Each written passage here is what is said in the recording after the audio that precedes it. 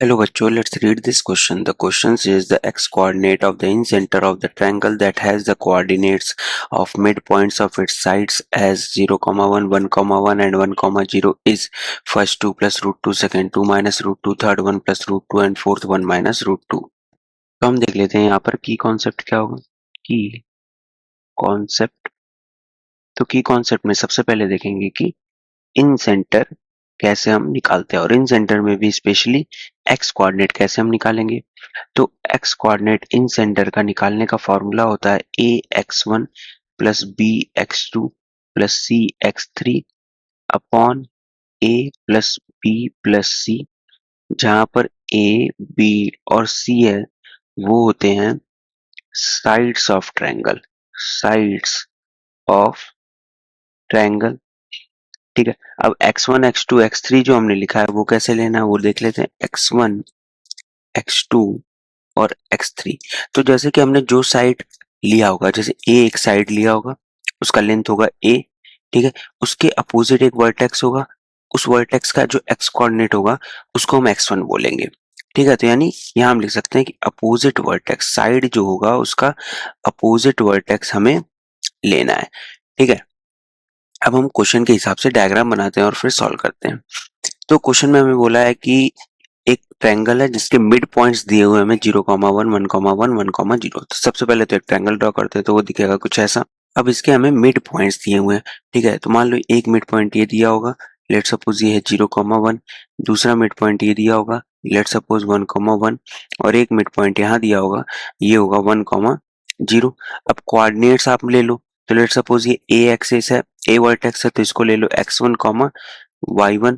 इसको हमने ले लिया x2, y2 और इसको बोल दिया b, और इसको हमने बोल दिया c x3, y3, ठीक है. अब मिड पॉइंट फार्मूला हम लगा सकते हैं. सिंपल है कि दो वर्टेक्स दिए हैं, उसका मिड पॉइंट अगर दिया हुआ है तो कैसे निकलेगा. सिंपल है कि आप a और b के बीच में अगर मिड पॉइंट निकालो तो कैसे निकालोगे x coordinate, x1 plus x2 by 2 करके, और मिड पॉइंट का हमें कोऑर्डिनेट दिया हुआ है 0, x का कोऑर्डिनेट, तो ये 0 के बराबर आ जाएगा.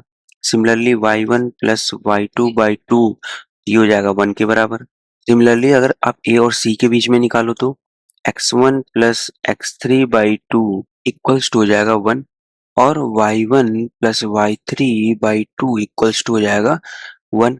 अब b और c के बीच में अगर आप निकालो तो x2 प्लस x3 अपॉन 2 ये हो जाएगा 1 के बराबर, और और y2 और y3 के बीच में अगर करो y कोऑर्डिनेट के लिए तो y2 plus y3 upon 2 equals to हो जाएगा 0, ठीक है. अब यहाँ पर ध्यान से देखो तो यहाँ पर आपको तीन अननोन तीन इक्वेशंस हैं, यहाँ पर भी y में तीन अननोन तीन इक्वेशंस हैं, ठीक है.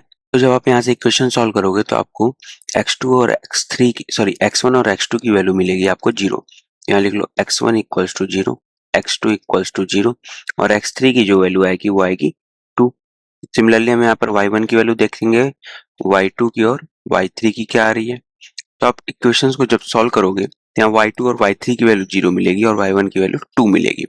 तो y2 और y3 की वैल्यू हम 0 कर देते हैं, y1 की वैल्यू 2. तो अब देखो एक कोऑर्डिनेट ये मिल रहा है, एक कोऑर्डिनेट ये मिल रहा है और एक कोऑर्डिनेट ये मिल रहा है x1 है. अब इसको हम कोऑर्डिनेट एक्सिस पर रिप्रेजेंट कर सकते हैं और वहां से देखते हैं कि हमें पास क्या ट्रायंगल मिल रहा है, उसके रिस्पेक्ट में हम ए बी सी यानी साइड्स का लेंथ निकालेंगे. वर्टेक्स हमें मिल ही गया है तो हम इन सेंटर एक्स कोऑर्डिनेट निकाल सकते हैं इसलिए. तो पहले तो हम ट्रायंगल ड्रॉ कर लेते हैं. तो कोऑर्डिनेट एक्सिस पे ट्रायंगल दिखेगा कुछ ऐसा. अब यहाँ पर अगर आप ध्यान से देखो तो x1 y1 यानी 0, 2 कहाँ पर होगा, 0, 2 ये होगा. इसको हमने क्या बोला था, ए वर्टेक्स. फिर x2, y2 0, 0 ये हो गया. इसको हमने बोला b, ये हो गया 0, 0 और c ये हो गया, और इसको हमने बोला था x3, y3 यानी 2, 0, ठीक है. अब इन सेंटर निकालना है, तो इन सेंटर क्या हो जाएगा, सिंपल है कि आप पहले तो साइड्स का लेंथ निकालो. लेट सपोज ए के अपोजिट साइड होगा वो ए है, सी के अपोजिट साइड का लेंथ स्मॉल सी और बी के अपोजिट साइड का लेंथ स्मॉल बी, ठीक है. तो हम निकालते हैं पहले तो ए का लेंथ कैसे निकलेगा, बी सी का लेंथ. डिस्टेंस फॉर्मूला लगाएंगे under root x2 minus x1 का whole square plus y2 minus y1 का होल स्क्वायर, तो ये आ जाएगा अंडर रूट ऑफ 4 और यहाँ से आ जाएगा 2. सिमिलरली आप सी अगर निकालो तो वो भी अंडर रूट ऑफ 4 आएगा और वो 2 हो जाएगा. और अब जब बी निकालोगे तो ये हो जाएगा अंडर रूट ऑफ 4 प्लस 4 यानी 2√2 यानी अंडर रूट ऑफ 8।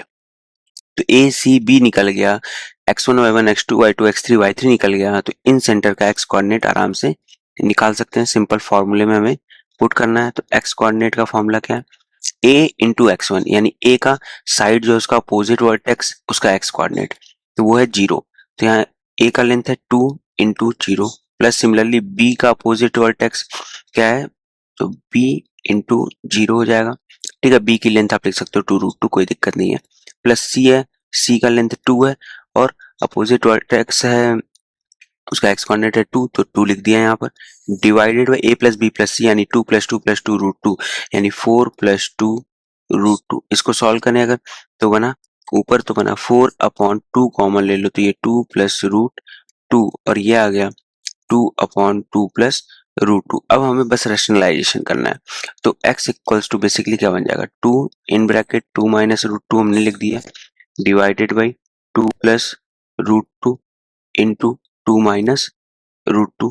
ठीक है, इसको आप सॉल्व करो तो ऊपर बन जाएगा 2 in bracket 2 minus √2 divided by यहाँ हो जाएगा a square minus B square यानी 4 माइनस 2। अब देखो 4 माइनस 2 2 आएगा तो ये 2 और ये 2 कैंसिल आउट होगा और हमें मिल जाएगा 2 माइनस √2 और यही हमारा आंसर हो जाएगा, ये हमारा आंसर हो जाएगा। सो ऑप्शन में अगर हम देखें तो कौन सा ऑप्शन करेक्ट हो रहा है, तो सेकंड ऑप्शन करेक्ट हो रहा है। So the final answer is option 2, 2 minus √2। Hope you understood it well. Best of luck, thank you.